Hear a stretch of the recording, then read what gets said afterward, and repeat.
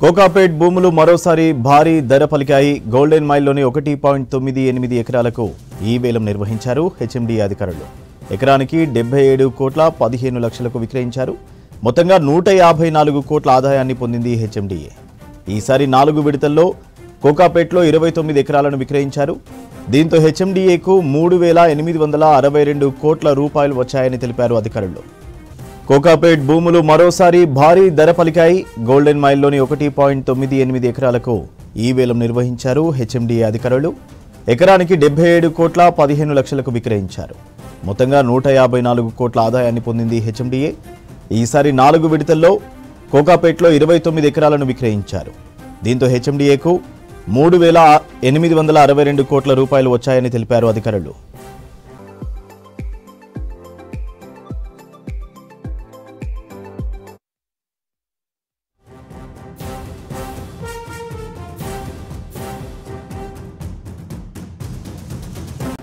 Hyderabad మలక్పేట్లో terrace పై గంజాయి మొక్కలు పెంచుతున్న ఇద్దరిని అరెస్ట్ చేశారు పోలీసులు. బీహార్కు చెందిన లవకుశ, భీమ్లేష్ భవనంపై గంజాయి పెంచుతున్నట్లు తెలిసి తనిఖీలు చేశారు. టెర్రస్ పై 3 నుంచి 6 మీటర్ల ఎత్తులో ఏపుగా పెరిగిన మొక్కలను గుర్తించారు. 6 నెలలుగా గంజాయి మొక్కలను ఎండు గంజాయిగా మార్చి అమ్ముతున్నట్టు గుర్తించారు. భవనంపై 6 మొక్కలతో పాటు 55 గ్రాముల గంజాయి, సెల్ ఫోన్లు సీజ్ చేశారు. నిందితులను కాచిగూడ ఎక్సైజ్ స్టేషన్లో అప్పగించారు ఎక్సైజ్ ఎన్ఫోర్స్మెంట్ సిబ్బంది. హైదరాబాద్ మలక్పేట్లో టెర్రస్ పై గంజాయి మొక్కలు పెంచుతున్న ఇద్దరిని అరెస్ట్ చేశారు పోలీసులు. బీహార్కు చెందిన లవకుశ, భీమ్లేష్ భవనంపై గంజాయి పెంచుతున్నట్టు తెలిసి తనిఖీలు చేశారు. టెర్రస్ పై 3 నుంచి 6 మీటర్ల ఎత్తులో ఏపుగా పెరిగిన మొక్కలను గుర్తించారు. 6 నెలలుగా గంజాయి మొక్కలను ఎండు గంజాయిగా మార్చి అమ్ముతున్నట్టు గుర్తించారు. భవనంపై 6 మొక్కలతో పాటు 55 గ్రాముల గంజాయి, సెల్ ఫోన్లు సీజ్ చేశారు. నిందితులను కాచిగూడ ఎక్సైజ్ స్టేషన్లో అప్పగించారు ఎక్సైజ్ ఎన్ఫోర్స్మెంట్ సిబ్బంది.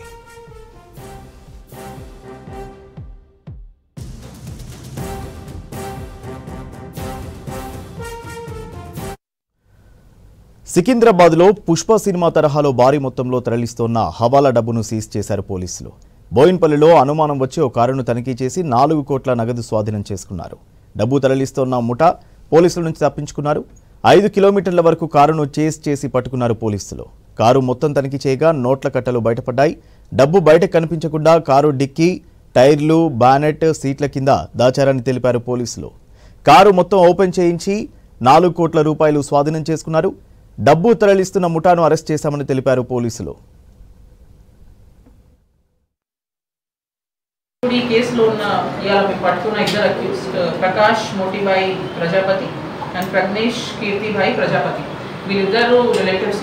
అండ్ వీళ్ళ దగ్గరే ఇనిషియల్గా 50 lakhs cash last year cheating కేసులో వెళ్ళినట్టు తెలిసింది.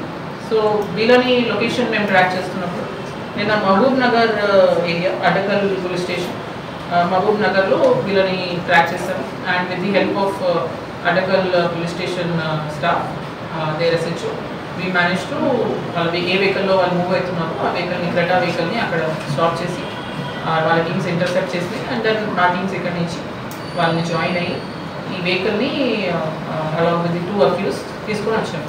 So our appeal to the public, మాకు రీసెంట్గా చాలా ఇట్లాంటి కంప్లైంట్స్ ఆఫ్ ఈజీ మనీ, లేదంటే ఇట్లా ఈజీ డీల్స్, మీరు 1 lakh పెడితే మీకు 2 lakhs వస్తుంది, ఇట్లా అని చాలామంది మోసపోతున్నారు. ఎస్పెషలీ సీనియర్ సిటిజన్స్ కూడా దీంట్లో రిటైర్మెంట్ మనీ వాళ్ళకి వస్తున్నప్పుడు మీకు రిటైర్మెంట్ మనీ తక్కువ వస్తుంది, మీరు ఇది ఇన్వెస్ట్ చేసేసేయండి మీకు డబుల్ వస్తుంది అని ఇట్లా చాలామంది వాళ్ళని ట్రాక్ చేస్తున్నారు. So our appeal to the public once again, ఇట్లాంటి people, fraudsters who are attracting them with this kind of fraudulent deals.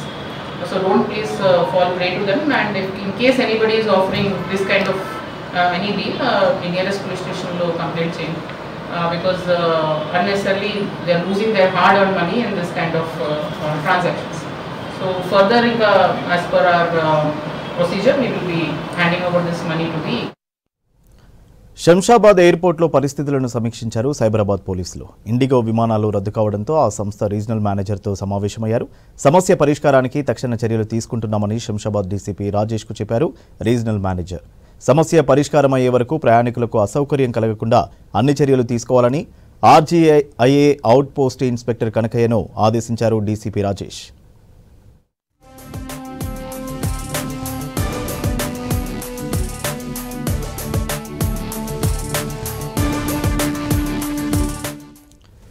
రెండు మూడు రోజులుగా ఇండిగో విమానాల్లో సాంకేతిక సమస్య తలెత్తింది. దీంతో ఎయిర్పోర్టుల్లో ప్రయాణికులు ఆందోళన చెందుతున్నారు. దీంతో పోలీసులు అప్రమత్తమయ్యారు. ఎప్పటికప్పుడు పరిస్థితిని సమీక్ష చేస్తున్నారు పోలీసులు.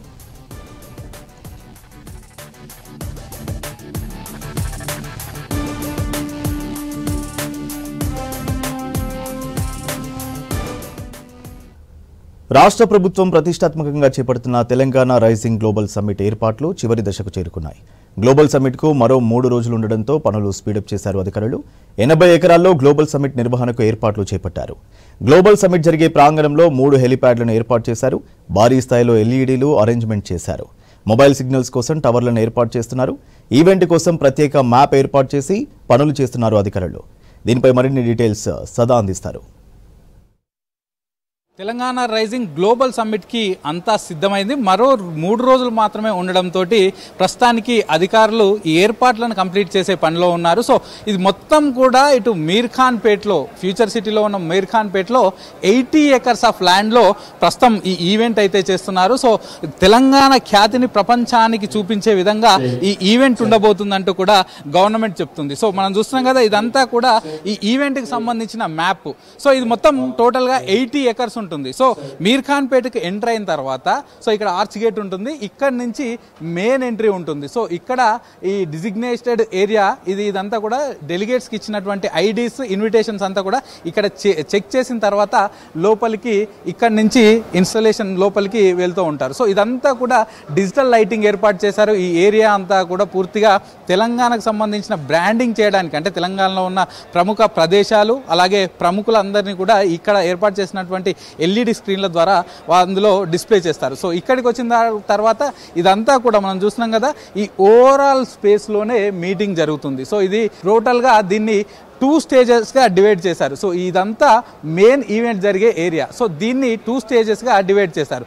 సో ఫస్ట్ వన్ ఇది వచ్చేసి ఇక్కడ స్టేజ్ ఉంటుంది. సో ఇదంతా పూర్తిగా మీటింగ్ ప్లేస్. సో ఇక్కడ ఈ స్టేజ్ నుంచి మీటింగ్ పూర్తిగా మాట్లాడతారు. ఇదంతా కూడా పూర్తిగా seating area. So Telangana vision డాక్యుమెంట్ని సీఎం రిలీజ్ చేసేది ఇక్కడనే, ప్రముఖులు మాట్లాడేది ఇక్కడనే, ఓపెనింగ్ సెరమనీ అలాగే క్లోజింగ్ సెరమనీ కూడా జరిగేది ఇదే టెంట్లో ఉంటుంది. సో ఆ తర్వాత దీనికి ఆనుకొనే పక్కన మరొక ఇక్కడ షెడ్ ఏర్పాటు చేశారు. సో దీంట్లో ఏంటంటే వివిధ సంస్థలతోటి తెలంగాణ ప్రభుత్వం పూర్తిగా చేసుకోబోయేటువంటి ఎంఓయూలంతా కూడా ఈ హాల్లో జరుగుతుంది. సో దీనిలో డెలిగేట్స్ వస్తారు, రాష్ట్ర ప్రభుత్వ ప్రతినిధులు, వివిధ కంపెనీలకు సంబంధించిన ప్రతినిధులు. సో దీనిలో కూడా డిఫరెంట్ సెక్టార్స్గా దీన్ని కేటగరైజ్ చేశారు. సో దీనిలో డిఫెన్స్ అండ్ స్పేస్ ఇండస్ట్రీ ఒకటి, స్పోర్ట్స్ యూనివర్సిటీకి సంబంధించిన ఎంఓఈలు ఒక దగ్గర, టూరిజం ఒక దగ్గర, welfare, telecom, AI university, skill university, pharma industry, IT industry, agriculture, హార్టికల్చర్కి సంబంధించిన వింగ్ ఒకటి, లేబర్ వింగ్, భారత్ ఫ్యూచర్ సిటీకి సంబంధించిన వింగ్, ఇట్లా పూర్తిగా దీన్ని కూడా డిఫెన్స్ చేసి సెక్టరల్గా విభజించారు. సో ఇదంతా కూడా పూర్తిగా ఇది మెయిన్ ఈవెంట్ జరిగే ప్లేస్.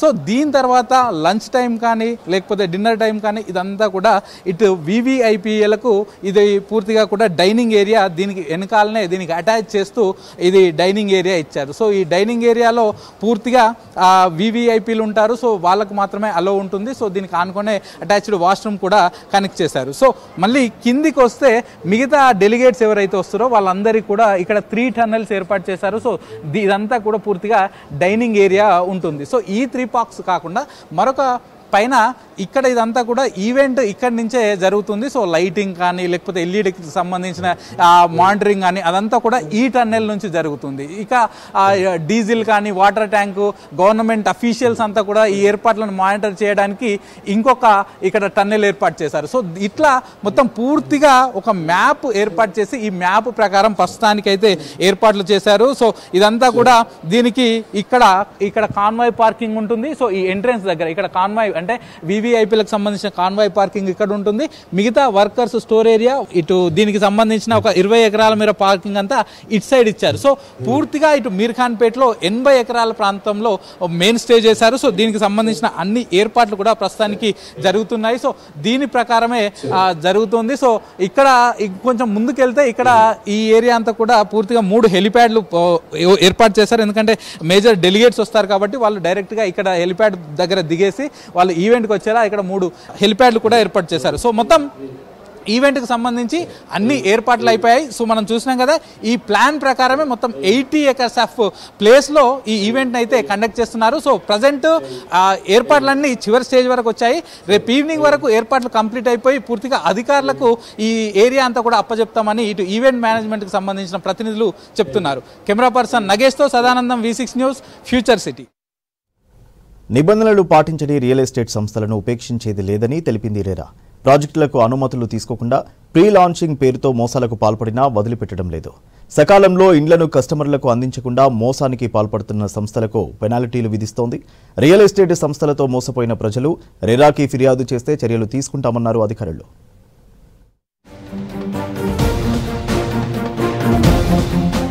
నిబంధనలు పాటించని రియల్ ఎస్టేట్ సంస్థలపై చర్యలు తీసుకుంటోంది real estate regulatory authority.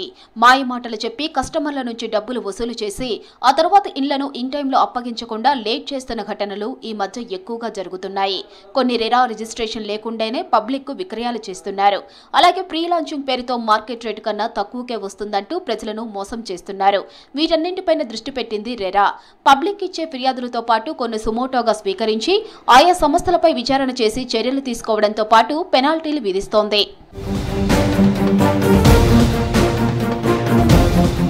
Telangana real estate regulatory authority recent గా 3 రియల్ ఎస్టేట్ సంస్థలపై కీలక నిర్ణయాలు తీసుకుంది.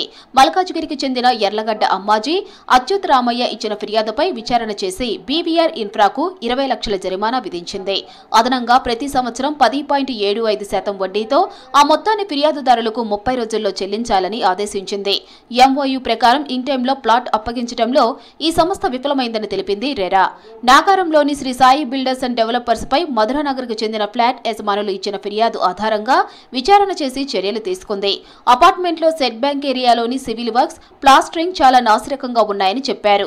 అన్ని లోపాలను 30 రోజుల్లో సరిచేయాలని నిర్మాణ సంస్థను ఆదేశించింది. మనకి మోసాలు జరగకుండా ఉండాలంటే రిజిస్ట్రేషన్స్ ప్రాజెక్ట్ రిజిస్టర్డ్ రెరా దగ్గర రిజిస్టర్డ్ ప్రాజెక్ట్ దగ్గర కొనాలి. మన వెబ్సైట్లో రిజిస్టర్డ్ ప్రాజెక్ట్ ఏవేవి ఉన్నాయనేది అవైలబుల్ ఉంటాయి.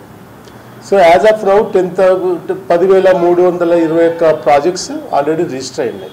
రిజిస్ట్రేషన్ అయిన ప్రాజెక్టుల దగ్గర పర్చేజ్ చేస్తే లాభాలు ఏంటంటే, ఒకటి సిమెట్రీ ఆఫ్ ఇన్ఫర్మేషన్, ఆ ప్రాజెక్ట్ సంబంధించినటువంటి ఇన్ఫర్మేషన్ మొత్తం కూడా వెబ్సైట్లో పెట్టి ఉంటుంది. వాళ్ళు ఫర్నిష్ చేసిన ఇన్ఫర్మేషనే కానీ దీంట్లో ఉంటాయి. దీంట్లో ఏమేమి ఉంటుంది, టైటిల్ డాక్యుమెంట్స్ ఉంటుంది, మన అడ్వకేట్ 10 years ఎక్స్పీరియన్స్ ఉన్న అడ్వకేట్ ఇచ్చిన ఒపీనియన్ కూడా దాంట్లో ఉంటుంది, టైటిల్ గురించి. అది తర్వాత వాళ్ళు ప్రాజెక్ట్ ఎట్లా కంప్లీట్ చేస్తారనే దానికి సిఏ రిపోర్ట్స్ అవన్నీ ఉంటాయి.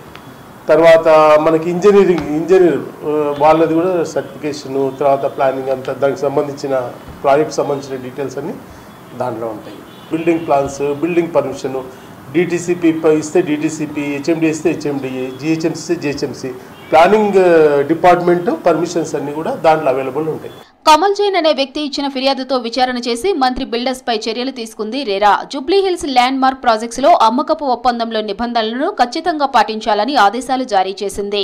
కొనుగోలుదారుల హక్కులను ప్రభావితం చేసే ఏకపక్ష నిర్ణయాలు తీసుకోరాదని తెలిపింది. నిర్మాణం, పనుల పురోగతి, డిమాండ్ నోటీసులపై పూర్తి పారదర్శకత పాటించాలని ఆదేశించింది. రెరా చైర్మన్ సత్యనారాయణ ఆధ్వర్యంలో విచారణ చేసి ఈ సంస్థలపై చర్యలు తీసుకుంది రెరా. రిజిస్ట్రేషన్ అయినాక కూడా వాళ్ళు మన రూల్స్ ప్రకారము, రెరా సర్క్యులర్ ప్రకారము వాళ్ళు తప్పకుండా project registration number right side, వాళ్ళ అడ్వర్టైజ్మెంటు రైట్ సైడ్ ఆ సైజ్ కూడా మెన్షన్ చేసినాము. ఆ సైజ్ ప్రకారం అందరికి కనిపించేటట్టు అట్లా చేయాలి. ఒకవేళ అది చేయకపోయినా కూడా వాళ్ళకి నోటీసులు ఇచ్చి పెనాల్టీ వేయడం జరుగుతుంది అన్నమాట. అనుకున్న టైంకి ఇవ్వకపోవడము, రకరకాలుగా రీజన్స్ ఉంటాయి. వాళ్ళకి ప్రమోటర్కి సంబంధించినటువంటి ఎట్లాంటి ప్రాబ్లమ్స్ ఉన్నా కూడా, వాళ్ళు మోసం చేసినా, లేకపోతే టైంకి ఇవ్వకపోయినా, క్వాలిటీ తక్కువ ఉన్నా, ఇంకేమైనా ప్రాబ్లమ్స్ ఉన్నా కూడా ఇక్కడ మన దగ్గర వచ్చేసి ఫామ్ ఏం క్లెయిమ్ చేసుకోవచ్చు, ఆర్ ఆన్లైన్లో కూడా చేసుకోవచ్చు. చేసుకుంటే మనకు అథారిటీ ఉంటుంది, 2 మెంబర్స్ అండ్ చైర్మన్ గారు ఉంటారు, హియరింగ్ చేస్తారు, ప్రమోటర్కి నోటీస్ ఇస్తారు, అలాటిస్ నోటీస్ ఇస్తారు, హియరింగ్ చేస్తారు, అప్రోప్రియేట్ ఆర్డర్స్ పాస్ చేస్తారు. రాష్ట్ర వ్యాప్తంగా రెరాకు వివిధ ప్రాజెక్టులపై 2559 ఫిర్యాదులు వచ్చాయన్నారు రెరా సెక్రటరీ శ్రీనివాస్ రెడ్డి. ఆయా ఫిర్యాదులు విచారణ చేసి 1691 ప్రాజెక్టులపై చర్యలు తీసుకున్నామని తెలిపారు. నిబంధనలు ఉల్లంఘించి పబ్లిక్ ను మోసం చేస్తున్న పలు రియల్ ఎస్టేట్ సంస్థలను డిఫాల్టర్ లిస్టులో పెట్టామన్నారు Srinivas Reddy.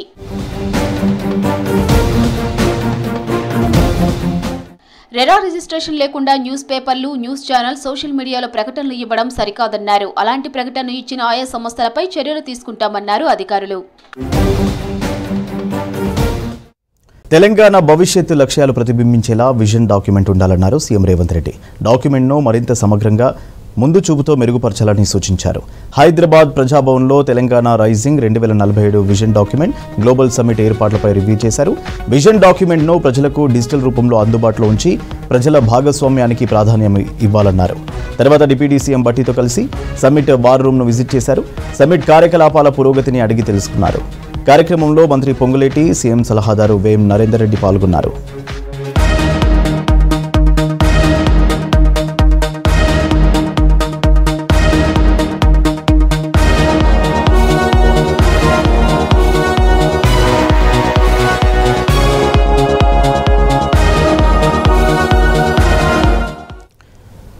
India international travel మార్ట్కు HITEX వేదిక అయింది. ఎక్స్పోను టూరిజం శాఖ ఎండీ క్రాంతి వల్లూరి ప్రారంభించారు. విదేశాలతో పాటు దేశంలోని వివిధ రాష్ట్రాల టూరిజం శాఖలు, private tours and travel operators ఈ ఎక్స్పోలో స్టాల్స్ ఏర్పాటు చేశారు.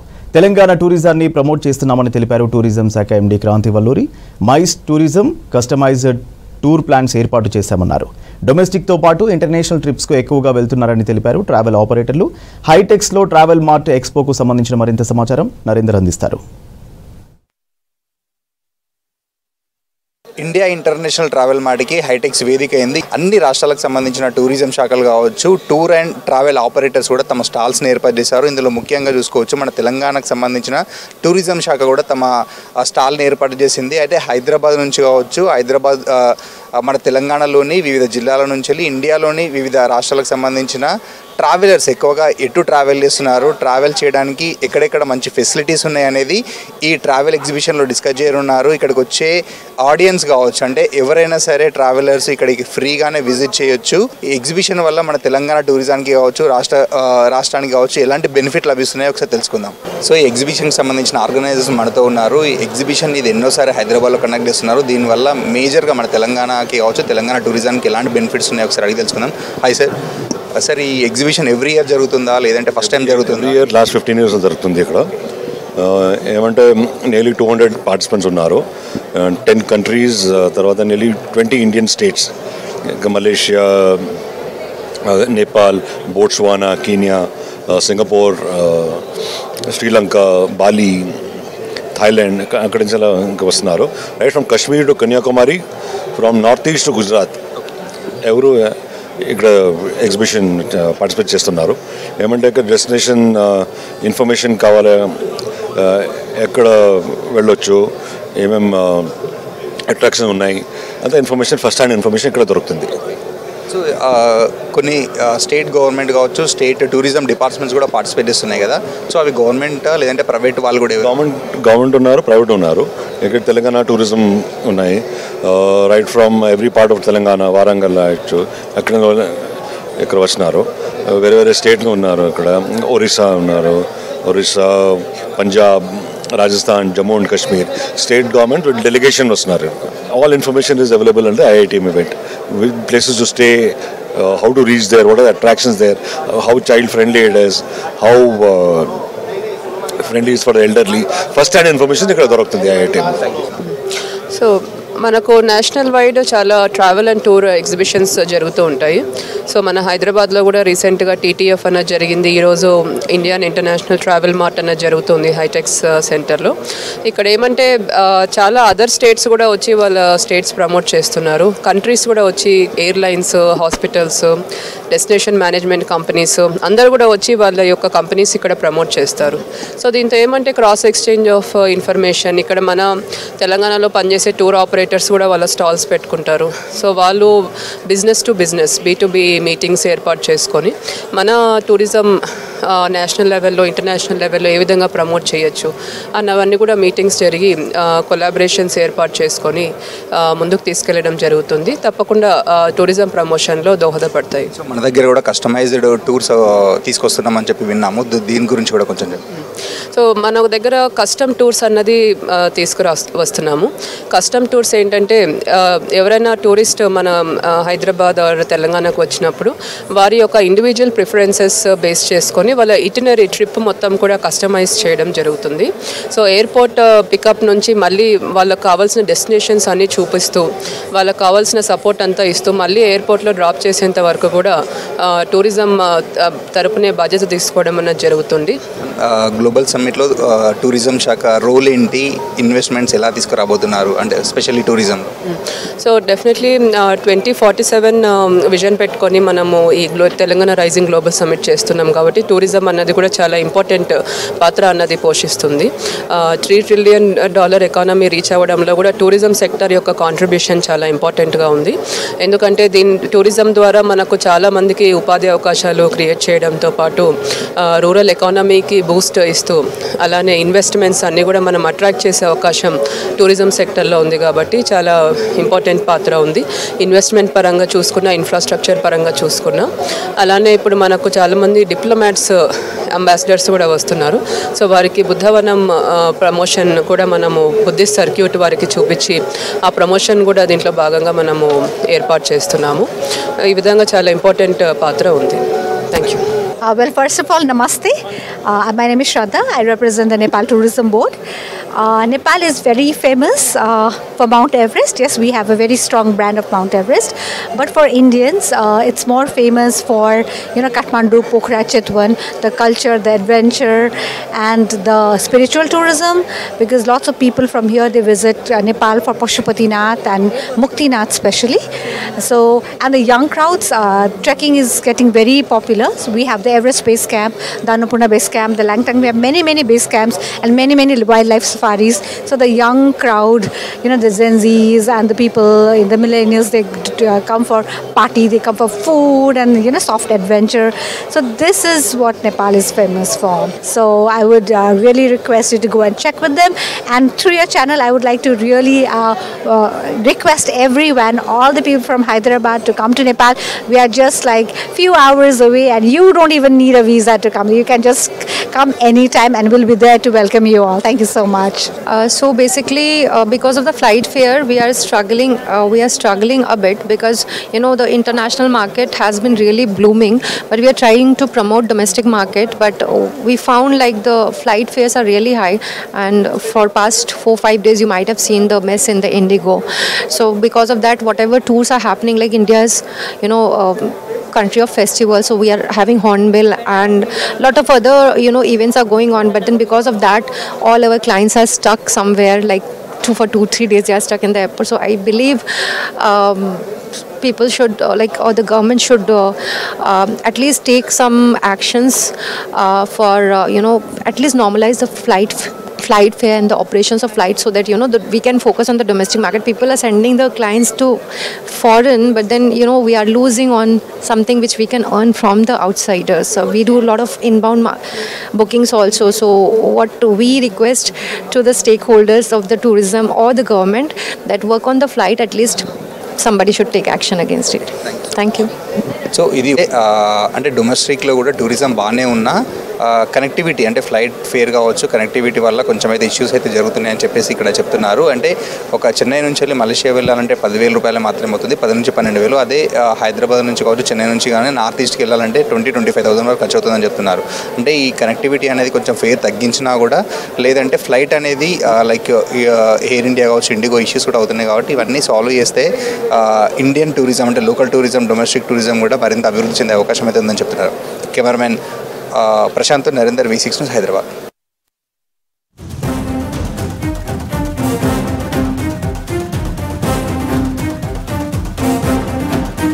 శంషాబాద్ ఎయిర్పోర్ట్లో ఢిల్లీ నుంచి హైదరాబాద్కు వస్తున్న ఎయిర్ ఇండియా విమానం అత్యవసరంగా ల్యాండ్ అయింది. ఫ్లైట్కు బాంబు బెదిరింపు రావడంతో మిగిలిన ఫ్లైట్స్కు దూరంగా ఈ విమానాన్ని ల్యాండ్ చేశారు పైలట్లు. దాదాపు అరగంట సేపు విమానంలోనే ఉన్నారు ప్రయాణికులు. అయితే కిందికి దిగిన తర్వాత లగేజీని ఎయిర్పోర్టు సిబ్బందికి ఇవ్వాలని సూచించారు అధికారులు. ప్రయాణికుల లగేజీని చెకింగ్ చేస్తున్నారు ఎయిర్పోర్ట్ పోలీసులు. మరో గంట సేపు తనిఖీలు చేయనున్నారు పోలీసులు. అయితే ఫ్లైట్లో MP R Krishnaiah, high court judge నరసింహారెడ్డితో పాటు ప్రముఖులున్నట్టు తెలుస్తోంది.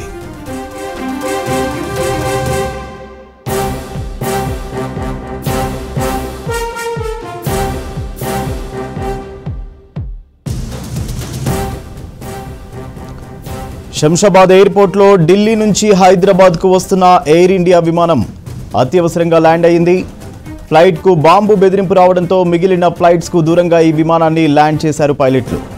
దాదాపు అరగంట సేపు విమానంలోనే ఉన్నారు ప్రయాణికులు. అయితే కిందికి దిగిన తర్వాత లగేజీని ఎయిర్పోర్టు సిబ్బందికి ఇవ్వాలని సూచించారు అధికారులు. ప్రయాణికుల లగేజీని చెక్ చేస్తున్నారు ఎయిర్పోర్టు పోలీసులు. మరో గంట సేపు తనిఖీలు చేయనున్నారు పోలీసులు. అయితే ఫ్లైట్లో MP R Krishnaiah, high court judge నరసింహారెడ్డితో పాటు ప్రముఖులు ఉన్నట్టు తెలుస్తోంది.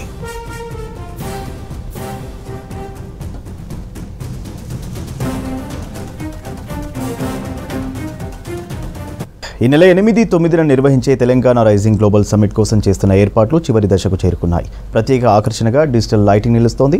వీటిపై వివిధ దేశాల జాతీయ పతాకాలు ప్రదర్శించనున్నారు. జాతీయ, అంతర్జాతీయ ప్రముఖులు రానుండడంతో భారీ ఏర్పాట్లు చేస్తున్నారు అధికారులు. సుమారు 2,000 మంది డెలిగేట్స్ వస్తారని అంచనా వేస్తున్నారు. ఫ్యూచర్ సిటీలో గ్లోబల్ సమ్మిట్ ఏర్పాట్లపై మరింత సమాచారం అజయ్ అందిస్తారు.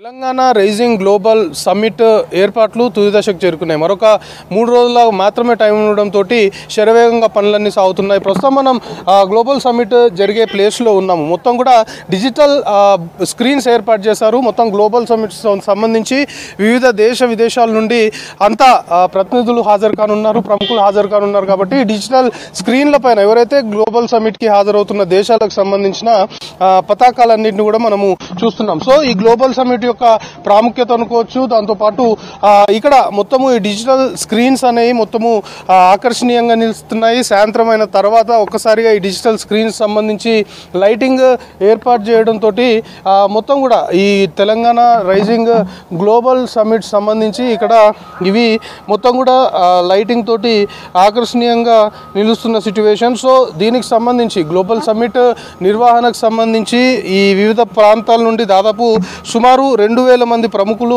వస్తారు అని ఇప్పటికే అంచనా వేశారు. దానికి అనుగుణంగానే ఏర్పాట్లన్నీ కూడా అధికార యంత్రాంగము చేస్తున్న సిచ్యువేషన్ ఉంది. మెయిన్గా బందోబస్తు కావచ్చు, లా అండ్ ఆర్డర్ సంబంధించి కావచ్చు, ఇటు ట్రాఫిక్ మూవ్మెంట్ సంబంధించి ఎప్పటికప్పుడు ఉన్నతాధికారులు పర్యవేక్షిస్తున్నారు. చాలామంది ప్రముఖులు వస్తున్నారు. ఎట్ ది సేమ్ టైం ఈ గ్లోబల్ సమ్మిట్కి వచ్చే వాహనాలకు సంబంధించి కావచ్చు, లేకపోతే వచ్చే ప్రముఖులకు సంబంధించిన పార్కింగ్ ఏర్పాట్లు, ఎట్ ది సేమ్ టైం ఇతర కామన్ పబ్లిక్ సంబంధించి ఎవరైతే వస్తుంటారో వాళ్ళకి సంబంధించి ఎక్కడ ట్రాఫిక్ మూవ్మెంట్, ట్రాఫిక్ సంబంధించిన కంజెషన్ ఎక్కడ ఏర్పడకుండా పూర్తి స్థాయి చర్యలు తీసుకుంటున్నాము అని ఇప్పటికే అధికారులు చెప్పడంతో పాటు గ్లోబల్ సమ్మిట్ జరిగే ప్లేస్ ప్రస్తుతం మనం ఏదైతే చూస్తున్నామో ఈ డిజిటల్ లైటింగ్ సంబంధించి ఇక్కడే గ్లోబల్ సమ్మిట్ జరగనుంది. సో ఇక్కడ ఈ పరిసర ప్రాంతాల్లోనే దాదాపు 3 హెలిప్యాడ్లను ఏర్పాటు చేశారు. 3 హెలిప్యాడ్లకు సంబంధించి కూడా ప్రత్యేకమైన చర్యలు తీసుకోవడంతో పాటు దానికి సంబంధించిన పనులు కూడా శరవేగంగా జరుగుతున్న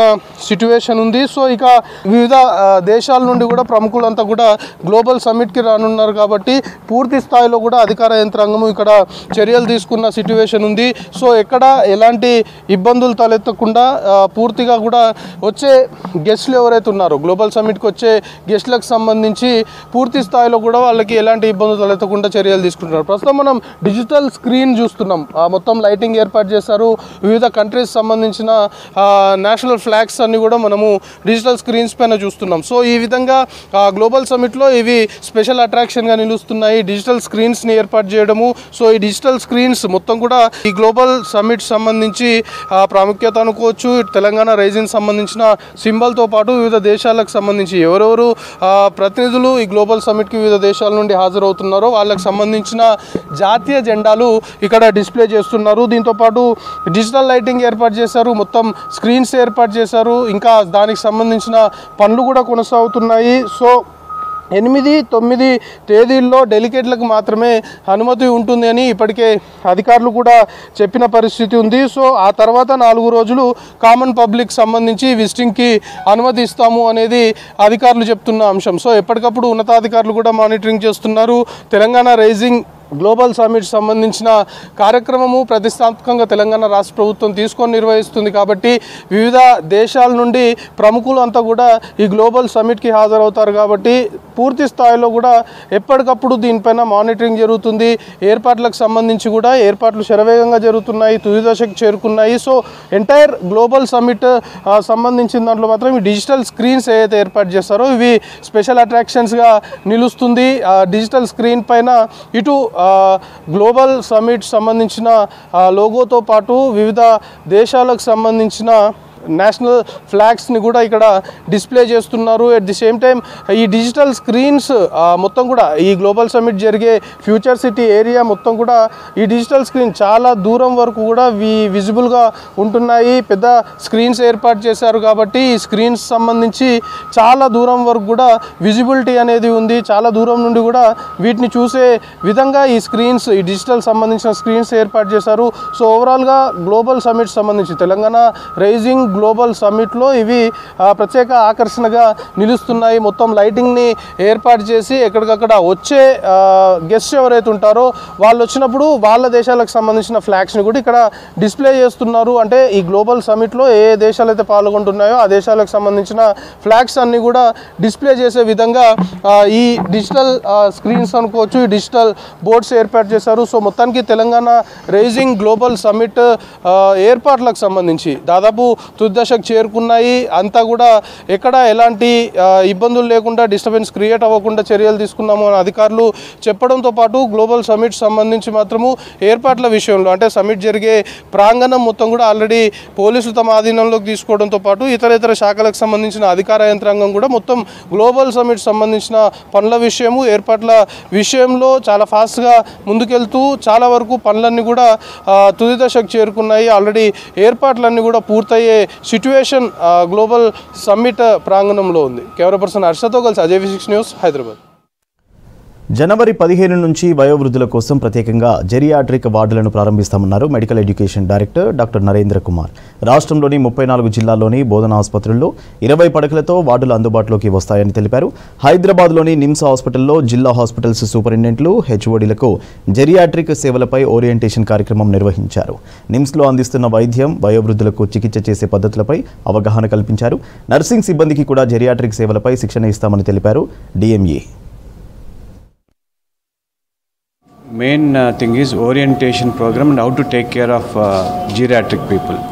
So వయసు పెరిగిన కొద్దీ వచ్చే జబ్బుల గురించి 1, 2 వాటికి నివారణ ఎలా చేయాలి, అయిన తర్వాత ఏదైనా వయసు మీరిన వారు హాస్పిటల్కి వస్తే వారికి ఎలాంటి సౌకర్యాలు మనం చూపించాలి, అలాగే జబ్బులు ఎక్కువగా ఉంటాయి, ఫిజికల్గా నడిచేటప్పుడు పడే జబ్బులు కానీ లేకపోతే మూమెంట్ డిసార్డర్స్ అంటాము అవి కానీ న్యూరలాజికల్ ప్రాబ్లమ్స్ కానీ ఏదైనా కానీ సమస్య ఉన్నప్పుడు వారికి ఎలాంటి సహాయం అందించగలమనే దాని మీద ఈరోజు ఒక అవగాహన కలిగించేందుకు అలాగే ప్రతి మెడికల్ కాలేజ్లో ప్రతి డిస్ట్రిక్ట్ హాస్పిటల్లో జీరాట్రిక్ సెంటర్ అనేది ఒకటి స్టార్ట్ చేయాలని వయసు పెరిగిన వాళ్ళకి ఓల్డ్ ఏజ్ పీపుల్కి ఒక జీరాట్రిక్ సెంటర్ అని పెట్టి వాళ్ళకి అన్ని రకాల ఉపయోగపడేటట్లు హెల్ప్ చేసేటట్లు మేము ఇక్కడ నిజాం ఇన్స్టిట్యూట్ ఆఫ్ మెడికల్ సైన్సెస్లో అందరికి ట్రైనింగ్ ఇచ్చి అలాగే నెక్స్ట్ మంత్ కానీ జీరాట్రిక్ సెంటర్స్ అన్ని హాస్పిటల్స్ ఓపెన్ చేయడం జరుగుతుంది. Government of Telangana will be the first government in the whole of India to give geriatric services to the grassroots level. In all the 33 or 34 districts, all the medical superintendents, administrators and head of the Department of Medicine have come here to get an orientation to start geriatric care to every district in Telangana. Telangana ప్రభుత్వం elders విషయంలో geriatric care సర్వీసెస్ని త్వరలో ప్రారంభించడానికి సన్నద్ధంగా ఉన్నది. దీనికోసమని OP services, IP services ప్రతి government general హాస్పిటల్లో 20 bedded geriatric services కోసం మేము సన్నద్ధంగా ఉన్నాము. 34 ప్రభుత్వ హాస్పిటల్స్లో ఈ సర్వీసెస్ త్వరలో రాబోతున్నాయి. దీనికి ముఖ్యమైన కారణం కొన్ని ప్రొజెక్షన్స్ వల్ల ఇప్పుడు ప్రజెంట్లీ సీనియర్ సిటిజన్స్ అనేది 9% అది పాపులేషన్ ఉన్నది. 2050కి ఇది 12% పాపులేషన్ అవుతుంది అని ఒక ప్రొజెక్షన్. సో ఈ సీనియర్ సిటిజన్స్ పాపులేషన్ పెరిగినప్పుడు వాళ్ళకి హెల్తీగా, రెస్పెక్టబుల్గా, డిగ్నిఫైడ్గా వాళ్ళ లైఫ్ ఉండాలి అనేది ప్రభుత్వ లక్ష్యం. ఈ ప్రభుత్వం ఈ లక్ష్యాన్ని సాధించటం కోసం ఈ జీరియాట్రిక్ క్లినిక్స్ అనే ఒక ప్రపోజల్తో తెలంగాణ ప్రభుత్వం ముందుకొచ్చింది.